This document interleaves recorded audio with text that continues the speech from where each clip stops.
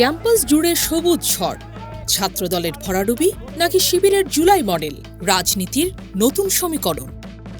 একটি নয়, দুটি নয়, পরপর 5টি পাবলিক বিশ্ববিদ্যালয়, ঢাকা বিশ্ববিদ্যালয় থেকে শুরু করে জাহাঙ্গীরনগর, রাজশাহী, চট্টগ্রাম এবং সর্বশেষ জগন্নাথ বিশ্ববিদ্যালয়। মানচিত্রের প্রতিটি গুরুত্বপূর্ণ ক্যাম্পাসে বয়ে গেল এক রাজনৈতিক ভূমিকম্প। জুলাই অভ্যুত্থান পরবর্তী বাংলাদেশ। কথা ছিল ছাত্র রাজনীতিতে আসবে নতুন ধারা, কিন্তু সেই ধারায় যে এমন ভূমিধস পরিবর্তন আসবে তা কি ঘূর্ণাক্ষরেও টের পেয়েছিল দেশের বড় বড় রাজনৈতিক দলগুলো? ছাত্র সংসদ নির্বাচনের ফলাফল ঘোষণা হতেই চোখ কপালে উঠছে বিশ্লেষকদের। ভিপি, জিএস, এজিএস বড় সব পদেই জয়ী ছাত্র শিবির প্যানেল। বিপরীতে দেশের অন্যতম বৃহৎ ছাত্র সংগঠন ছাত্র দলের নজিরবিহীন ভরাডুবি। আপনারা ঢাকা বিশ্ববিদ্যালয়ের কেন্দ্রগুলোতে চলে আসেন, ভোটাধিকার প্রয়োগ করেন। এদেশের মানবাধিকার, বাক স্বাধীনতা এবং বাংলাদেশের স্বাধীনতা সার্বভৌমত্বের চেতনাকে অক্ষুণ্ণ রাখবার জন্য আপনাদের ভোটাধিকার প্রয়োগ একান্তই গুরুত্বপূর্ণ। কেন এই পরিবর্তন? 5 আগস্টের পর যে ক্যাম্পাসে ছাত্র দলের জয় জয়কার হওয়ার কথা ছিল, সেখানে কেন তারা পেছনের সারিতে? এটি কি নিছক ভোট, নাকি জাতীয় রাজনীতির আগামী দিনের অশনি সংকেত? আজ আমরা ব্যবচ্ছেদ করব এই ফলাফলের নেপথ্যের কারণ। বিবিসি বাংলার 8 জানুয়ারি রিপোর্ট এবং শীর্ষ নেতাদের বক্তব্যের ভিত্তিতে খুঁজব আসলে কি চাইছে নতুন প্রজন্মের শিক্ষার্থীরা। সর্বশেষ আঘাতটি এলো পুরান ঢাকার ঐতিহ্যবাহী বিদ্যাপীঠ জগন্নাথ বিশ্ববিদ্যালয় থেকে। আমরা মনে করি যে জয় পরাজয় আল্লাহ তাআলার পক্ষ থেকে নির্ধারিত হয় এবং শিক্ষার্থীদের ম্যান্ডেট নিয়ে যেই বিজয় হবে না কেন, আমরা সবাই বিজয় হব। আমরা সবাই মিলে জগন্নাথ ইউনিভার্সিটিকে সামনের দিকে এগিয়ে নিয়ে যাব, এটাই আমাদের প্রত্যাশা আর এটাই আমাদের অঙ্গীকার। ফলাফল ঘোষণার পর দেখা গেল ভিপি, জিএস, এজিএস সহ বেশিরভাগ গুরুত্বপূর্ণ পদেই বিজয়ের মালা ছাত্র শিবিরের গলায়। অথচ ক্যাম্পাসে দীর্ঘদিন ধরে অ্যাক্টিভ থাকার দাবি করা ছাত্রদল প্যানেল কার্যত দাঁড়াতেই পারেনি।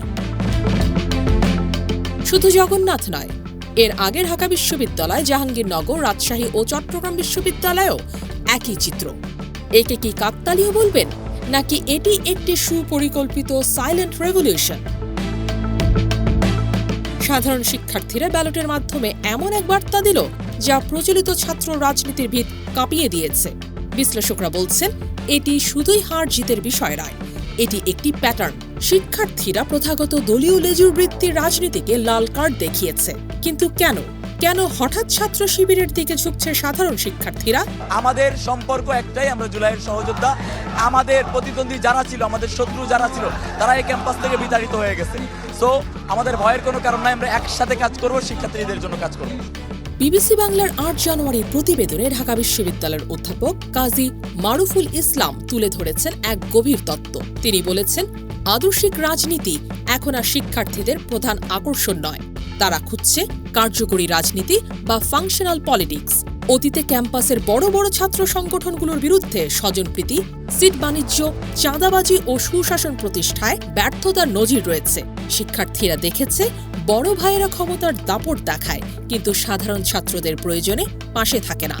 অধ্যাপক মারুফুল ইসলাম আরও বলেন, যে নেতৃত্ব ক্যাম্পাসে কার্যকরী উপযোগিতা উৎপাদন করতে পেরেছে, অর্থাৎ ছাত্রদের বিপদে আপদে পড়াশোনার পরিবেশে যারা দৃশ্যমান কাজ করেছে, তাদের পক্ষে ভোট পাওয়ার সম্ভাবনা বেড়েছে। সহজ কথায়, ছাত্ররা এখন আর স্লোগান দেখে ভোট দেয় না, দেয় সার্ভিস দেখে। আর এই জায়গাতেই কি বাজিমাত করেছে শিবির? তবে রাকসুর সাবেক ভিপি নুরুল হক নূর এই ফলাফলকে দেখছেন ভিন্ন চশমায়। তার মতে, বিষয়টি শুধু সার্ভিস নয়, এর পেছনে আছে দীর্ঘদিনের টিকে থাকার লড়াই। নূর বলছে, গত 15 বছরের ফ্যাসিবাদী শাসনামলে অন্য বড় ছাত্র সংগঠনগুলো, বিশেষ করে ছাত্র দল, যখন দমন নিপীড়নে কোণঠাসা হয়ে ক্যাম্পাসের বাইরে ছিল, তখন ছাত্র শিবির কৌশলগতভাবে আন্ডারগ্রাউন্ডে থেকেও ছাত্রদের সাথে মিশেছিল। তারা প্রকাশ্যে মিছিল করেনি সত্য, কিন্তু হলগুলোতে, মেসে, পড়ার টেবিলে শিক্ষার্থীদের সাথে তাদের সংযোগ ছিল অবিচ্ছিন্ন। নূর একে বলেছেন ক্যাম্পাস ভিজিবিলিটি বা দৃশ্যমানতা। ভিপি নূরের আরও একটি গুরুত্বপূর্ণ পর্যবেক্ষণ, এই জয়ে জামায়াতে ইসলামের সাংগঠনিক শক্তি একটি বড় ভূমিকা রেখেছে। অর্থাৎ এটি শুধু ছাত্রদের ভোট নয়, এর পেছনে একটি সুসংগঠিত ক্যাডার ভিত্তিক দলের দীর্ঘমেয়াদী পরিকল্পনার ছাপ স্পষ্ট। তাহলে বিজয়ী পক্ষ কি বলছে?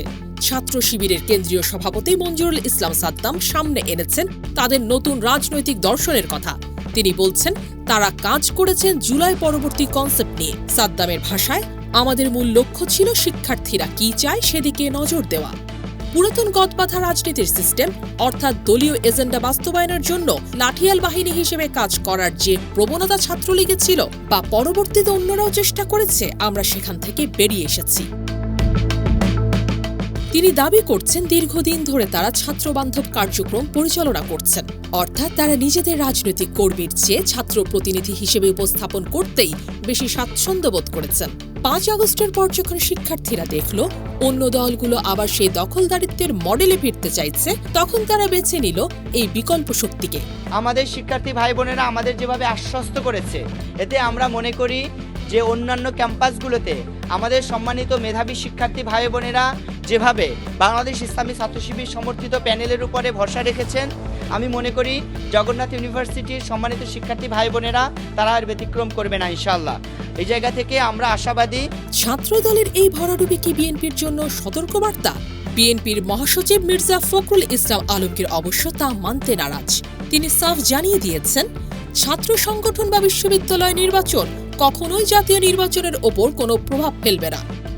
ফখরুল সাহেব যুক্তি দেখাচ্ছেন, বিগত ফ্যাসিস্ট সরকারের আমলে ছাত্রদলকে সাংগঠনিক কার্যক্রম পরিচালনায় বাধা দেওয়া হয়েছিল, তাদের ক্যাম্পাসে ঢুকতে দেওয়া হয়নি, মামলা হামলা জর্জরিত করা হয়েছে। তার মতে এটি একটি সাময়িক ফলাফল। কিন্তু ইতিহাস কি বলে? 1952, 1969, 1990 কিংবা 2024 প্রতিটি জাতীয় পরিবর্তনের সূতিকাগার ছিল এই বিশ্ববিদ্যালয়গুলোই। ক্যাম্পাসের হাওয়া কি সত্যি জাতীয় রাজনীতির পাল তোলে না? জগন্নাথ থেকে চট্টগ্রাম সব ক্যাম্পাসের দেয়াল আজ নতুন ভাষায় কথা বলছে। শিক্ষার্থীরা বুঝিয়ে দিয়েছে তারা আর অন্ধ অনুসারী নয়, তারা চায় মেধাভিত্তিক, দুর্নীতিমুক্ত এবং শিক্ষার্থী বান্ধব নেতৃত্ব। ছাত্রদল কি পারবে তাদের কৌশল বদলে ঘুরে দাঁড়াতে? নাকি ছাত্র শিবিরের এই জুলাই মডেল আগামী দিনের জাতীয় রাজনীতিরও নতুন ট্রেন্ড হয়ে উঠবে? উত্তর দেবে সময়। তবে এটুকু নিশ্চিত, বাংলাদেশের রাজনীতিতে এক নতুন অধ্যায়ের সূচনা হয়ে গেছে। চোখ রাখুন আমাদের চ্যানেলে, আমরা আছি সত্যের সন্ধানে। এতক্ষণ দেখছিলেন ইকো অফ বাংলাদেশ। প্রতিদিনের এমন নিউজ আপডেট পেতে সাবস্ক্রাইব করুন আমাদের চ্যানেল, সেই সাথে অন করে রাখুন বেল আইকন।